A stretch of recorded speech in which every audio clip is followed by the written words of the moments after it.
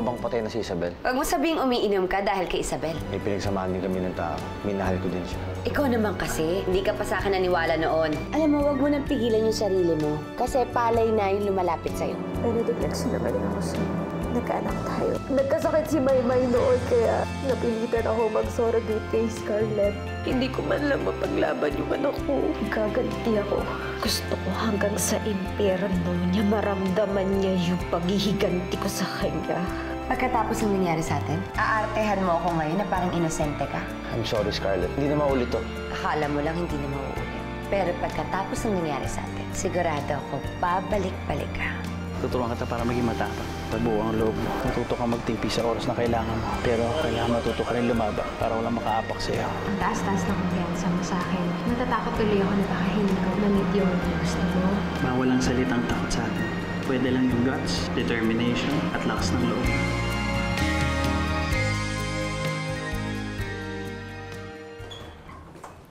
Ma'am, kanina pa po kayo hinihintay sa baba ni Sir Benedict.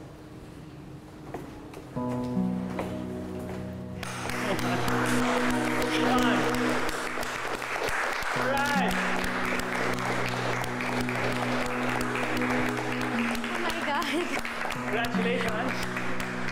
Ano to? Congratulations. Chester, congratulations. Palakpakan naman natin. Oh, one! Congratulations! Oh my God, ano to? Ibig sabihin ako na yun. Yes! You're the newly appointed Chief Executive Officer ng Sunrise Land.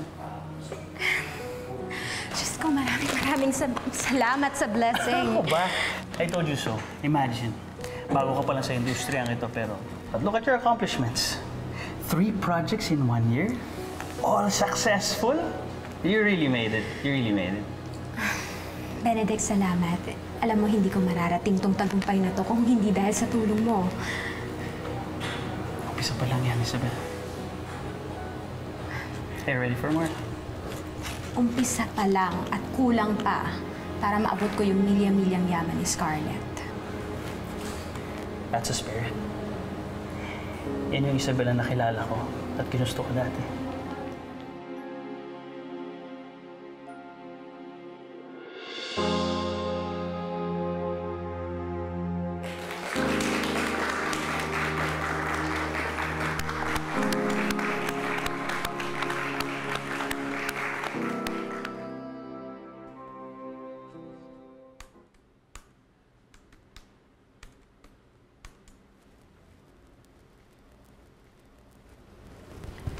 I guess updated ka sa mga financial report ng negosyo natin. Yes, Mama. Natatanggap ko yung mga email. Hindi ka ba naaalarma na malaki ang binagsak ng negosyo natin? Mama, di ba gano'n naman talaga sa business? Minsan mahina, pero in the long run magiging okay din. Yeah, pero 1 taon na tayong wala sa Pilipinas. Kalahati ang ibinagsak ng net profit. Iba talaga yung ikaw yung nandoon at ikaw ang nakatutok sa ating projects, sa ating operation. Paano kayo? Sino kasama niyo kapag nagpa-check up? No, it's okay. Kaya ko magpagamot mag-isa. At ako na ang bahala kay Catherine. O sige, si Jonas na lang. What? Aasahan mo talaga si Jonas? Mama, alam mo ba na simula nang dumating tayo dito sa Amerika, wala na sa focus si Jonas sa trabaho. Naiwan niya ata kay empake yung gana niya sa trabaho eh. Naiwan niya sa Pilipinas. O sige, ako na lang. Kaya ko naman yun. Awa. Ano sabi mo, Scarlett? Narinig kita. Buti nga ako narinig niyo eh. Kasi totoo naman, di ba? Lagi niyo na lang ako ini-stress tungkol sa business natin. Ayaw niyo ako tigilan eh. Scarlett! Oh, ayan. Tuwing nagdadahilan ako, inaatake ka kung nyari ng sakit mo. Ano ba, Mama? Tigilan mo na yung kakaisip mo ng business.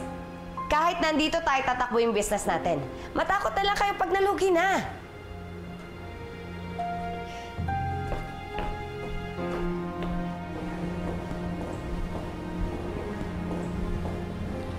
Lola, ano pong nararamdaman niyo?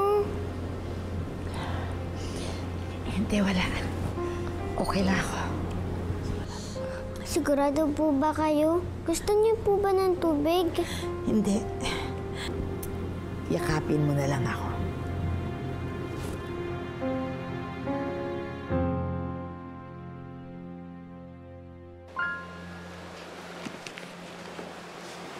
Gabi na. Hindi ka ba tapos ang trabaho mo?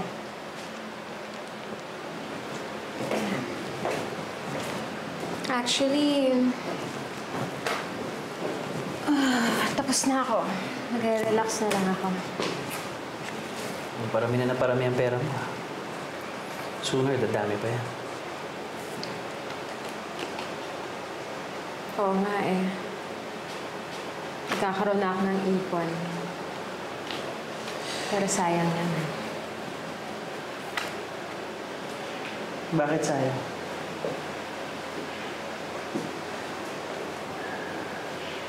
Kasi naisip ko kung nandito lang si Maya, kaya ko na siyang buhayin. Pero, anong magagawa natin? Wala naman akong karapatan sa kanya. Akala ko ba, nakalimutan mo na sila dahil sa dami ng ginagawa mo ngayon.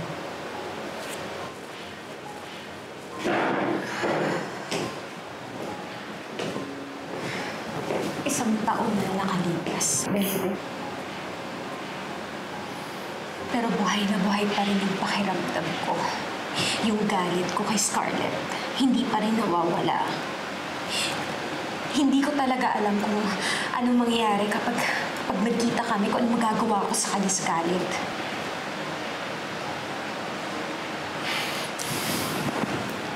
Tandaan mo tayo, Isabel. Money is power. Parami mo na ng parami ng pera mo. Ipon lang ng ipon.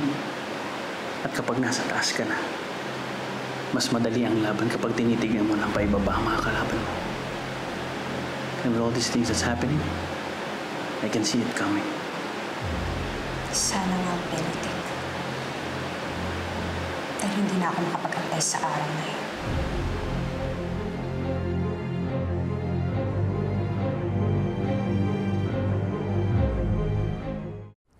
Based on your medical laboratories, you cannot be a candidate for a heart transplant. But we do have preventive treatment here. So, my advice to you is that you do not go back to the Philippines, because the treatment is only available here in the States. Okay, Doc. It's all noted. Thank you. You're welcome. I'll see you soon. I'll see you soon. Thank you. Take care, bye.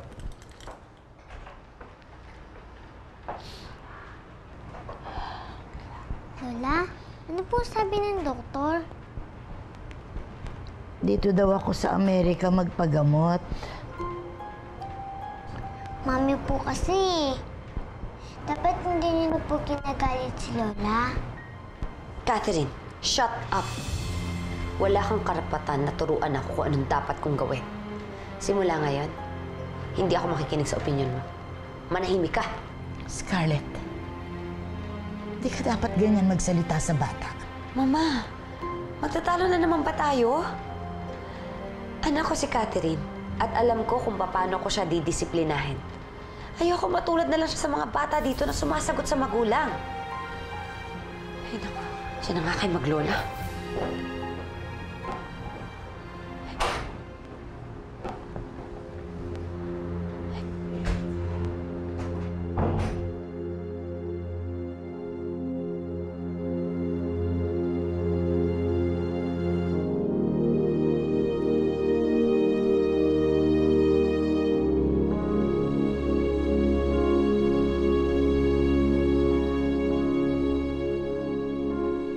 Ayoko magpagamot dito sa Amerika. Masyadong magastos.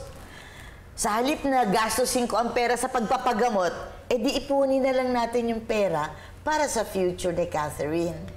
Mama, kung yan po yung gusto nyo, hindi po ako hahadlang. Ayoko na magkasagutan tayo ulit. Tita, marami ko kayong property sa Pilipinas. na pwede nating i-dispose para naman mapagpatuloy niyo yung kapagamot niyo dito. No, Jonas. Final ang decision ko. No. Tita, baka pwede naman ako yung pakinggan niyo ngayon. You've worked so hard para palaguin yung negosyo niyo. Oo nga po, nakaipon kayo. Pero this time, sana kayo naman yung makinabang sa naipundar niyo. Kung iniisip niyo po si Catherine, akong bahala para suportahan siya. Jonas, huwag ka nang makialam. Mas kilala ni Mama yung katawan niya. And besides, maganda naman yung plano niya sa apo niya. Hindi, Scarlett. Tita, hindi ako papayag na pabayaan ka. Naging nanay ko na kayo. Gagawin ho natin ng lahat para maging maayos ang health condition mo. Tita, hindi kita papabayaan.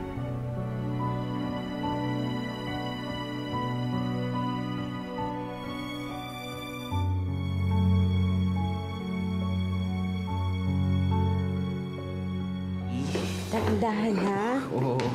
Oo. Yeah. Ano ka ba? Lasing ka. Halos inubos mo lahat ng alak doon. Ay, okay lang. Ay,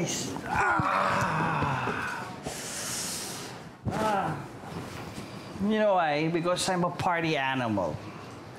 That's it. Tsaka, sarap malasing. Ha? Pasuray-suray ka na nga. Masarap ba yan? Yan ba yung masarap? Okay, syempre, dahil inaalalayan mo ko. Tapos, nakabayan pa kita. Teka, gagawan mo na kita ng kape. Ay, dali. Dito ka lang. Dito. Dito ka. You know what, Isabel? You just don't know how much you make me proud. Hindi ako nagkamali ng tinulungan kita. Salamat. Alam mo, lasing ka. Hindi ko lasing. Nakainom lang ako.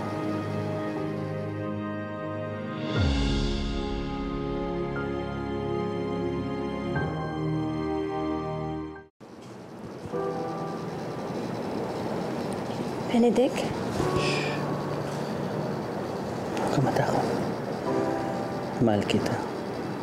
At alam ko ramdam.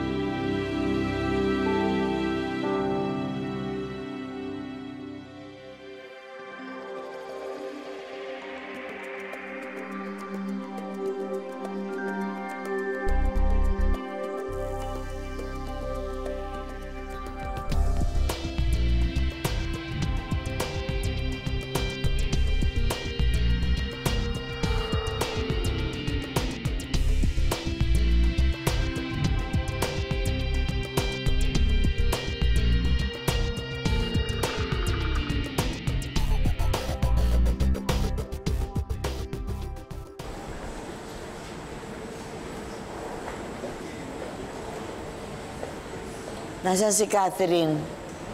Nasa CR lang po si Catherine, Mama. Alam niyo naman yung apo niya masyadong balidosa. Si Jonas nag-text, malapit na daw siya sa airport. Ay, tawagan mo nga. Sabi mo, bilisan niya. At gusto ko nang magpahinga. Ang haba ng biyahe natin eh. Mama, di ba sabi ko naman sa'yo, mag-business class na tayo? Para komportable yung flight natin. Scarlett, kailangan nating magtipid.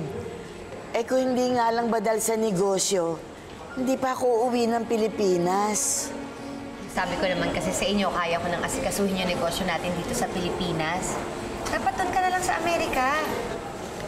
Hayaan mo na ako. Mahal ko ang negosyo ko, kaya kita tinutulungan din. Eh, ayoko namang mauwi sa wala yung pinaghirapan ko.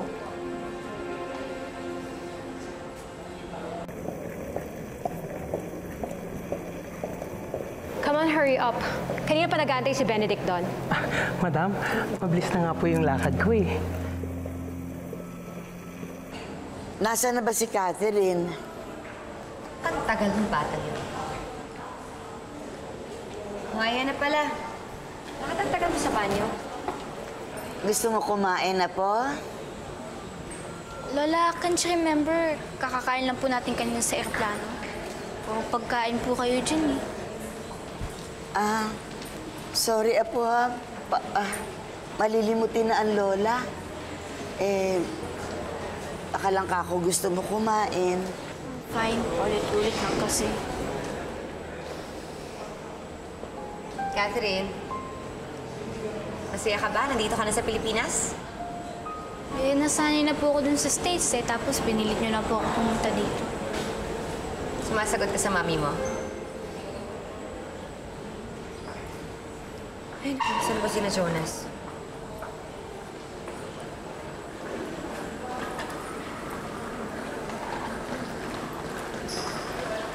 Welcome, sir. Andiyan na ba si Naisa? Parating na po. Okay. Ano nga pala, si Mario. Nandun na po sa Ibang pagkain ko kasi nandun eh. Sabi mo, dali na lang sa kotse, ha? Si Mario na bahala. Okay.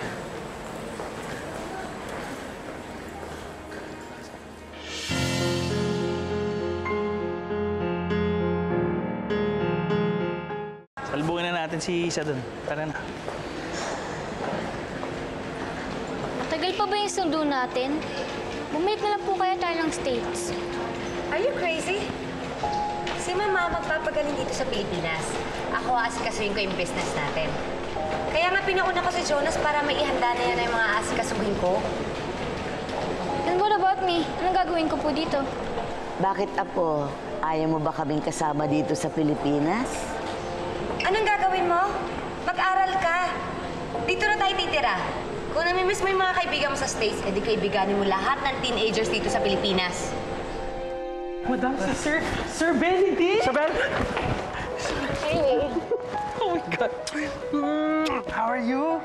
Namiss mo ba ako, ha? Oo naman. Do you miss me too? Kung sapakin ko yung mukha mo. Ang witty mo naman, sir. Mocha, my name. Mukha, my face. Okay? Teka, tatawagan ko lang po si driver Nino. Ano ka ba naman? Hinaloko ka lang din. Mocha, hayaan mo na. Pero sablay kasi kung humihirit ka minsan eh. Siya ka pala. I have something for you. The blue one. Thank you, Chester. Thank you. For you? Come on, open it.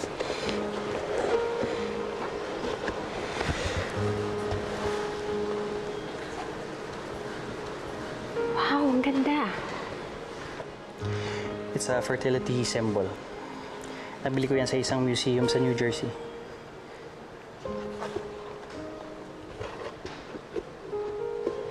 I'm sorry kung hindi kita mabigyan ng anak. Oh, my bad. Dapat iba na pala yung regalo ko sa'yo. It's okay. Naalala ko lang si Scarlett. Hello, Jonas? Nasa labas na kayo? Sige, lalabas na kami. Tara na. Diyan na sila. Excuse me. Tulong naman.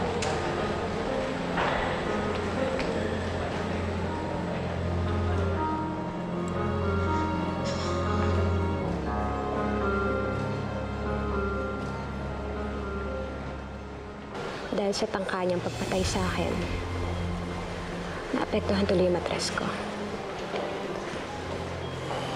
Well, it's okay. Ayoko nang isipin yan. Huwag mo na isipin, anak. Ikaw lang naman ang gusto ko eh. Let's go.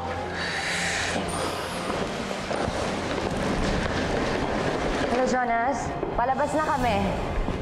Asan ka na? Scarlett, papunta na kami dyan. Oo, na-traffic lang. Dapat kasi inagahan mo ang punta. Na-traffic nga, di ba? Sige na. Sige na, mag-aantay na lang kami. Manong pakibilisan niya, si Scarlett kasi masyado mainipin eh. Sige po, sir. Kamusta yung biyahe mo? Ayos naman. Panalo yung bagong modelo ng baril na isusupply ko doon sa PNP. Kaya lang, di kami nagkasunduan doon sa presyo ng manufacturer eh. Kaya natagalan yung uwi ko.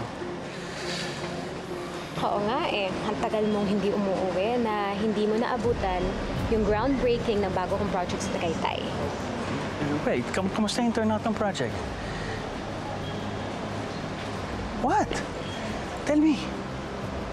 Successful! Ang galing! Ang galing mo naman. Alam mo, ang dami talaga nagbago sa'yo sa loob ng 7 taon.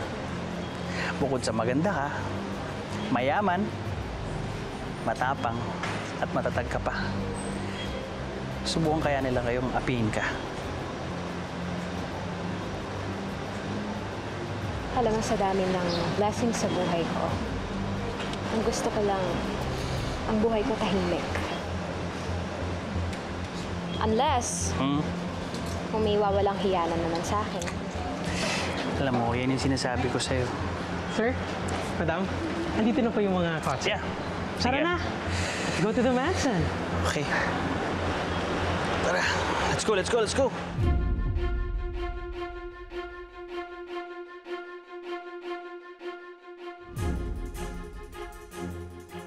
Let's Parang go. si Sir nagmamadali. Ay, hindi naman po, ma'am. Ang ibig ko lang sabihin ay... No. Tama si Mocha. Pagod ako sa biyahe, so kailangan ko mag-relax.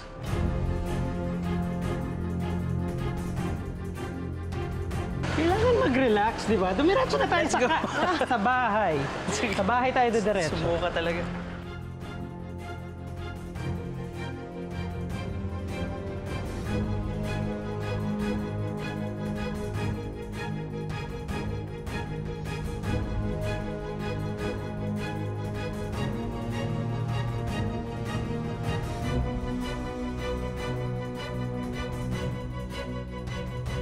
Akala ko noon, mahalaga ako sa'yo. Pero tama pala yung mami ko. Pera lang pala yung interest mo sa akin eh. I hate you. Puro talaga kayo palpak! Mga wala kayong kwenta!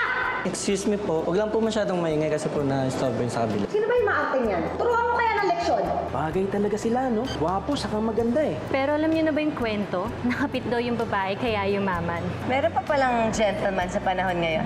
Oh no, you look familiar. Kilalang kilala pa rin ang beauty ko. Yes, it's me, Scarlett Mercado. Wait, do I know you? Jonas! Jonas! Sabi?